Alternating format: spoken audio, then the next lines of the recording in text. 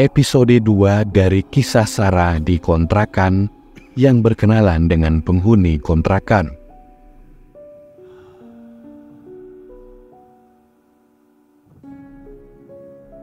Gerald mengajak Sarah untuk sahur bersama di salah satu kafe di Lembang. Rencana sahur malam ini hanya akan ada mereka berdua karena teman-teman yang lain itu tidak bisa ikut. Tidak masalah, bagi mereka suasana alam terbuka dan hawa yang dingin adalah favorit mereka. Saat itu, Sarah baru saja selesai meeting dengan anak-anak band. Ia bergabung menjadi salah satu vokalis di band tersebut. Hobi Sarah memang bernyanyi dan kebetulan band Sarah dan band Gerald ada dalam satu base camp. Base camp yang dimaksud adalah rumah di daerah Buah Batu milik Horis, salah satu personil band. Gerald tidak ikut meeting karena suatu hal, sehingga dia memutuskan untuk pulang diantarkan oleh drummernya. Sesampainya di rumah, Sarah segera berbuka dan salat maghrib. Masih lelah, dia mengunci pintu dan berbaring sambil membaca pesan yang masuk, dan Sarah pun tertidur. Dalam tidurnya, Sarah bermimpi bertemu Gerald. "Ayo berangkat," ajak Gerald. Sarah menggeleng enggan pergi. Entah kenapa dia tahu kalau dia sedang bermimpi. Tiba-tiba Gerald berubah menjadi menyeramkan dan berteriak marah. "Ayo pergi," teriaknya.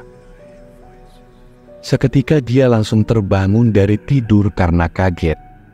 Dan dalam keadaan masih sangat mengantuk, mata Sarah tertuju pada seseorang yang duduk menunduk di ujung kasur dekat kakinya. Seseorang laki-laki memakai topi yang mirip dengan Gerald. Mata Sarah semakin berat, rasa kantuknya semakin tidak tertahankan, dan tidak biasanya dia begitu. Dia kemudian menutup matanya dan tiba-tiba ingat kalau pintu kamarnya sudah dikunci sebelum Sarah tidur. Lalu bagaimana Gerald bisa masuk? Kemudian HP-nya pun berbunyi tanda ada panggilan yang masuk. "Halo?" ucap Gerald. "Gerald bentar lagi jemput. Udah siap kan?" kata Gerald bersemangat. "Ral, tadi lo ke kamar gue?" tanya Sarah mengabaikan pertanyaan Gerald. "Enggak tuh, Gerald baru pulang, ini langsung telepon kamu." Sarah diam dengan kantuk yang mendadak hilang. Sarah langsung berdiri menyambar pegangan pintu dan masih dalam keadaan terkunci. Gerald pun memanggil kembali Sarah dari balik telepon. Sarah mengatakan 15 menit lagi dia akan selesai. Sarah pun menutup telepon dan segera keluar dari kamar. Di situ ada Jani yang sedang bersila di ruang depan kamar Sarah sambil bermain HP. Dia pun bertanya kepada Jani, "Tadi Gerald ada kesini?" tanya Sarah. Jani menjawab enggak ada, tanpa berpaling dari HP-nya. Sarah pun memastikan kembali dengan bertanya kembali kepada Jani. Tapi Jani tetap mengatakan bahwa seharian ini tidak ada tamu yang datang. Sarah terdiam dan berusaha mengabaikan. Mungkin mereka lagi iseng. Sarah segera mengambil wudhu dan salat. Setelah selesai sholat, dia bersiap-siap untuk segera pergi ke Lembang. Karena Lembang sangat dingin dan mereka pergi menggunakan motor, Sarah memakai jaket yang paling tebal dan tidak lupa syal rajut kesayangan warna pink. Gerald sudah datang.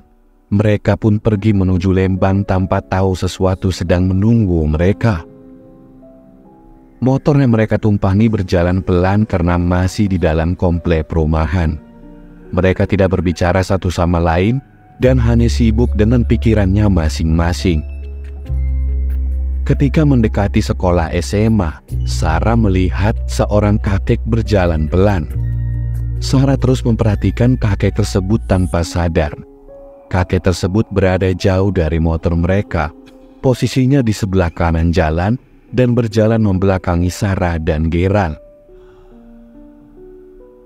Semakin lama dan semakin mendekat sampai di pertigaan SMA, kakek itu mengambil jalan ke kanan, persis seperti yang akan mereka lakukan. Setelah kakek itu belok kanan, dalam hitungan 2 detik mereka pun mengambil jalan yang sama dengan si kakek. Tapi ketika motor berbelok, tidak ada siapa-siapa di sana. Jalanan sepi, tidak ada satu orang pun pejalan kaki. Sontak Sarah terkesiap otomatis mencari si kakek. Jalan komplek itu lurus, tanpa ada belokan lain ataupun gang. Tidak mungkin kakek itu bersembunyi. Gerald pun menyadari keganjilan dari gerak-geriku. Dia bertanya ada apa dengan Sarah. Tetapi Sarah hanya menjelaskan kalau tadi ada kakek-kakek yang belok di sini sebelum mereka belok. Tapi kenapa sekarang tidak ada? Tanya Sarah panik. Gerald pun hanya menasihati Sarah dan mengatakan supaya dia jangan melamun.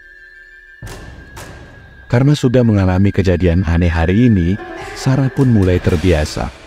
Akhirnya, dia mencoba membicarakan banyak hal dengan Gerald untuk menepis rasa takut sepanjang perjalanan. Jalan menuju Lembang ketika itu masih banyak berupa pohon-pohon lebat di sebelah kanan dan kiri jalan.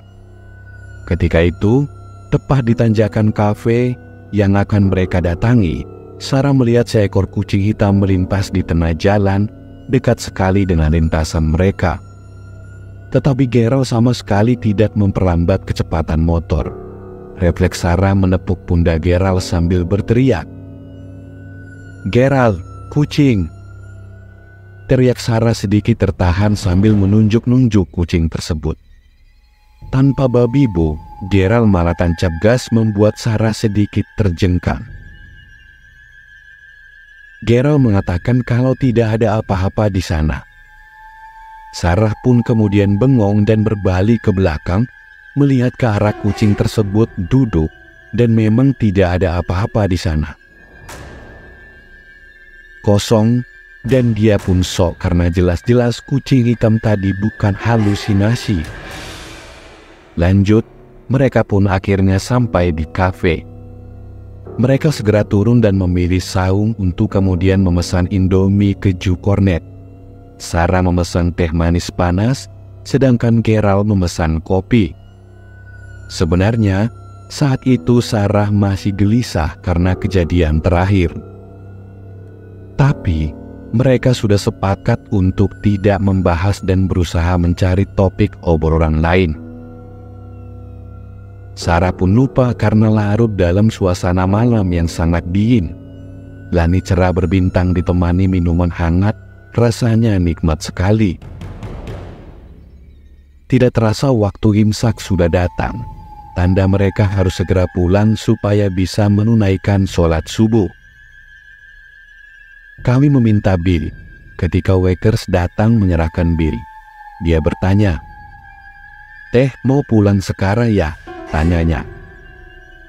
Mereka pun menjawab iya dengan serentak. Kemudian petugas itu pun menanya kembali sambil meyakinkan. Tapi Gerald dan Sarah tetap bersekufu untuk pulang karena mau mengadakan sholat. Akhirnya mereka berjalan menuju kasir dan terjadi lagi percakapan yang sama. Kasir tersebut meminta Sarah dan Gerald untuk berhati-hati. Tanpa curiga, mereka pun membayar dan pergi ke parkiran. Tukang parkir menghampiri mereka, dan tebak, percakapan yang sama terulang lagi. Berujung tukang parkir tersebut meminta mereka untuk berhati-hati. Seketika Sarah dan Gerald pun saling pandang, paham akan perasaan tidak enak yang sekarang mereka rasakan. Dan ternyata, beberapa kejadian yang Sarah alami sebelum berangkat hanyalah permulaan saja.